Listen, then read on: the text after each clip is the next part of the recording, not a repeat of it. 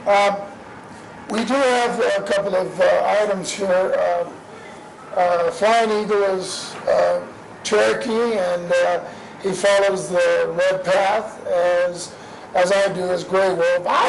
Okay, so we got over that. So, and he gifted me this beautiful picture of a gray wolf and an eagle. Obviously, it's Gray Wolf and Flying Eagle this morning, and some duck feathers that are the four indicative of the four quadrants, which we teach here, and the four directions, the four winds, etc., etc. It seems like all good things coming for us. So, and what we're going to do today is we're going to interview Flying Eagle. We're going to talk about his necklace.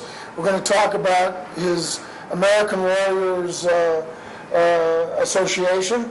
We're going to talk about some of the things he's done overseas with the USO for the troops. Hard-working, hard-fighting men and women of the American military, which we are very proud of. And I'm very, very pleased and honored to be here with this man and talking about what he does and discussing the future of the Wild Band and the American Warriors Association. So, why don't you explain to the folks what your necklace symbolizes and what it's made out of? Sure. Well, the necklace, I wanted some segregation and doing things slightly different.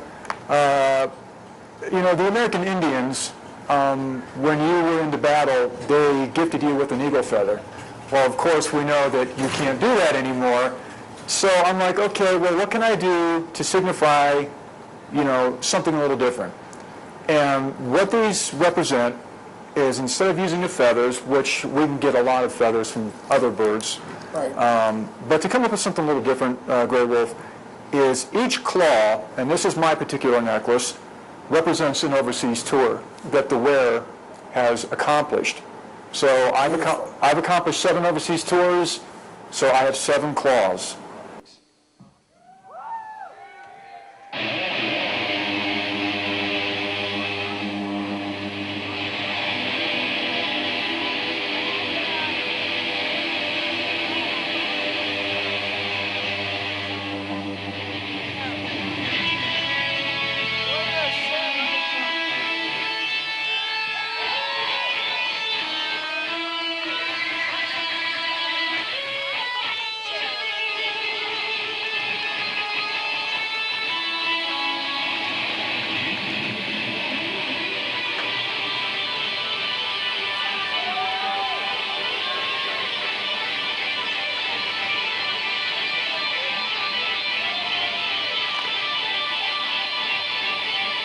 It's not a game of what the hell. I still think that if it was.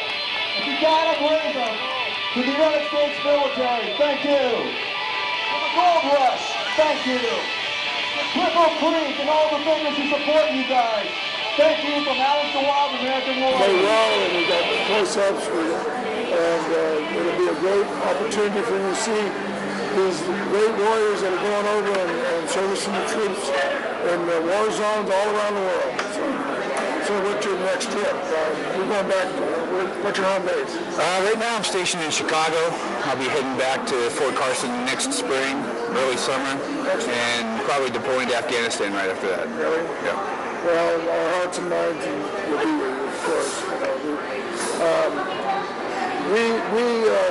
If you don't know it, you folks at home, we live in Colorado Springs and surrounding areas, El Paso County and Teller County, and there's a lot of GIs, Air Force, Army.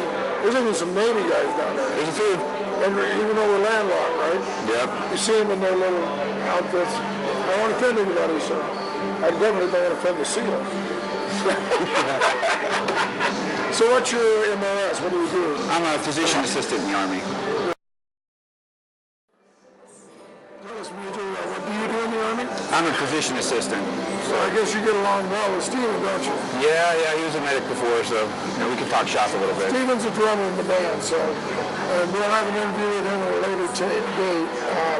Well, we wish you the best of luck. I know you're going to get in the road with your family. Yep. And drive safe and be safe. All right, I appreciate it. Thanks a lot. God bless you, baby. Thank you.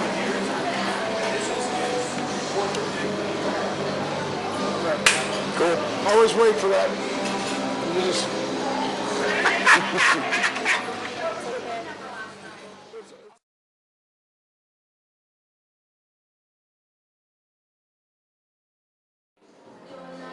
Hey folks, it's Grey Wolf again. I'm sitting here with a couple of members of the Alistair Wild Band, and they're going to introduce themselves, talk a little bit about what they do when they're not playing music, and why they're in this particular band. First individual we're going to talk to, his name is Ernie, and Ernie, why don't you tell the folks at home what you do and why you're in the band? I'm a lead vocalist for a band called Alistair Wild. And I basically just perform. I'm really like an entertainer, vocalist. Also help write songs. That's basically what I do. That's it.